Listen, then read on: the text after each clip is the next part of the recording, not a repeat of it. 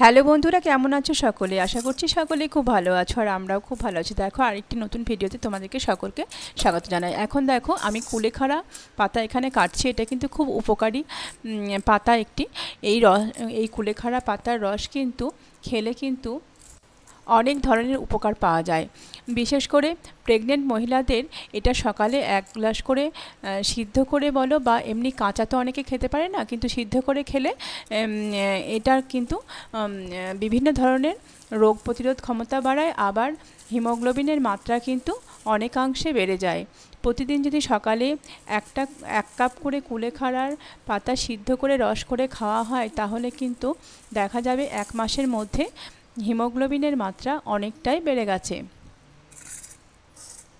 এই কারণে কিন্তু অনেক সময় প্রেগনেন্ট মহিলাদেরকে ডাক্তারেও কিন্তু আয়রন ট্যাবলেট খাওয়ার পরিবর্তে এই পাতার জুস খেতে বলেন। দেখো পাতাগুলো কিন্তু আমি প্রথমে ভালো করে ধুয়ে নিয়েছি, তারপর কিন্তু আমি কেটে কুচি কুচি করে নিয়েছি। মা আমাকে কুচি কুচি করে দিলেন। তারপর কিন্তু আমি বাটিতে 1 কাপ জল নিয়েছি। দেখো জল নিয়ে পাতাগুলোকে আমি এখন সিদ্ধ করতে দেব।